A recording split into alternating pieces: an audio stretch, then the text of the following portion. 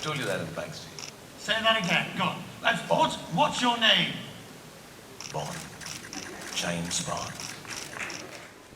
What about Bond Baddie? Baddie, yes, of course. I'm proud enough. If we look at your career, how many years?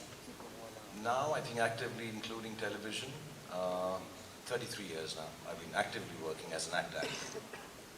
But to have reached the level of stardom that you have reached, and for the length of time, is quite an achievement. It's more than that, it's a huge achievement.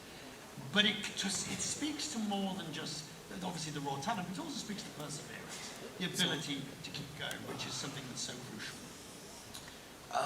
I think it's, perseverance is, I think it happens to some people. You don't have any option but to persevere. So maybe when I was young, I lost my parents very early, and then you realize that, okay, there's no rewinding this, there's no coming back from death, and you have to continue, make the most of what you have. So I was kind of a youngish orphan, and I had to work my way through it. Or it could be just part of nature, it's the nature of the beast that you are just, with dogged determination, you keep on working. Where does that come from? I don't know, I've always tried to analyze it, that, why do I do what I do? Why do I wake up in the morning and just start doing it all over again, even when it's, I think it taught me, the work that I do, making films, the result happens very suddenly. You think you made the best of films, you think it's the nicest of stories to tell, you think the world is going to love it, and you wake up on a Friday morning and realize it's the biggest flop of your career. Which happened.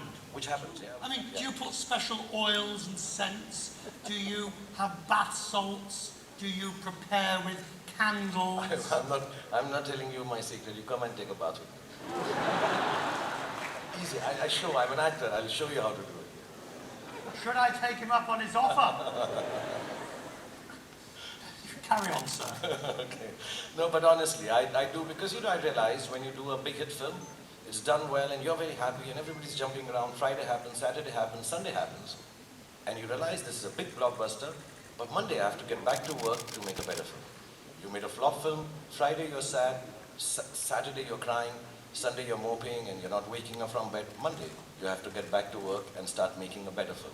So Mondays are for trying to make better films always, so you have to persevere. Okay, but let me be crude. You don't need the money. No, I need the money. Oh, you do? The bath oils are very expensive. Fine. If you had to define the quintessential SRK film, what would it be? I've said this before, I was telling you behind. I don't know when it happened, Richard, to be honest. I didn't realize it. I never wanted to be someone who's, like I say, peddling love or seller of dreams. I wanted to be an action guy with 8 bags and beat up people, be in a white vest, girl on my side with a Glock in my hand, and speak in baritone and things like that. But I never got the opportunity. I don't know. When I started off, suddenly everybody started thinking of me as someone who's, promising hope, giving hope, and spreading love. Like I spread my arms again and again.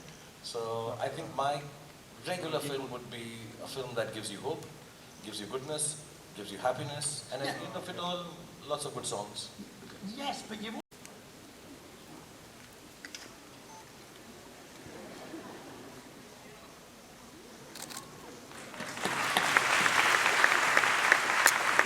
Is there something you would not do? On screen?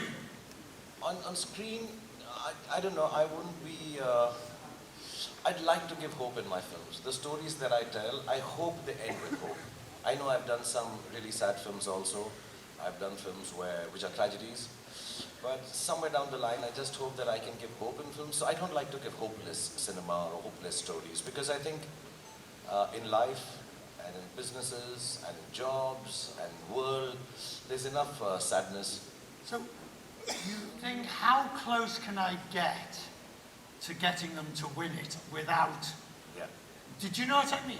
I always did that, you know, when I was, because there's so many people from different parts of the country, and I really want them to win, and yes, you do try to be a little helpful. But you can't. But you can't, because the producer keeps shouting in your ears, don't, you've said enough, you can't talk about it. And unfortunately, the last 4 questions or the last 2 questions are extremely difficult, you know, suddenly they're thrown upon you and you're like, oh my God, this person is not going to get the answer. And I feel really bad. And I try to think, I wish I had some hint and I can't mislead the person by trying to give that hint because I also mostly didn't know the answer.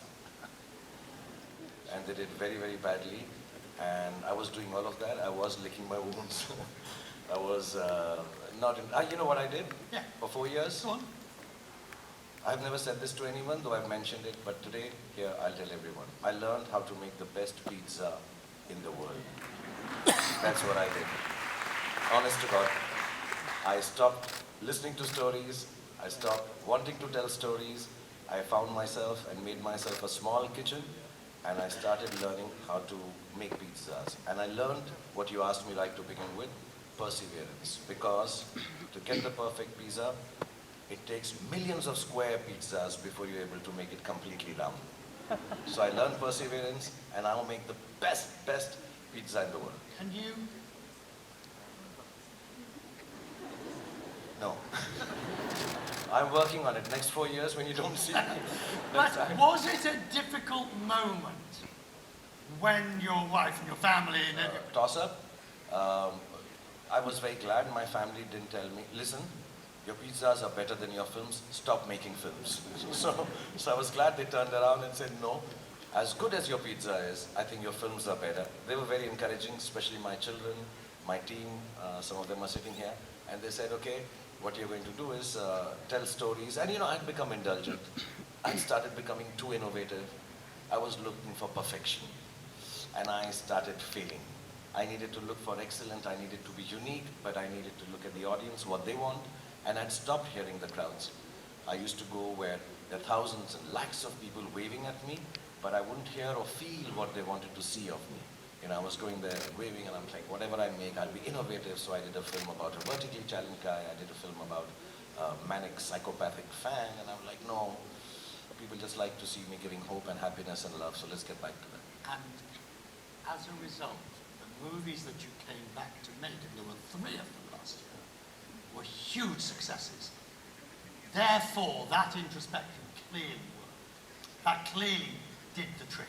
Yes, mashallah, I think it just helped me realize that whatever you do, you have to do for the people or your consumers or your audiences. And yeah, it also made me realize one very main thing, that don't forget to pray. You have to pray and you have to get back to work. Sir, I'm going to leave you with... هذا اليوم إلى حين ذلك يمكنكم حضور الجلسات المنعقدة بالتوازي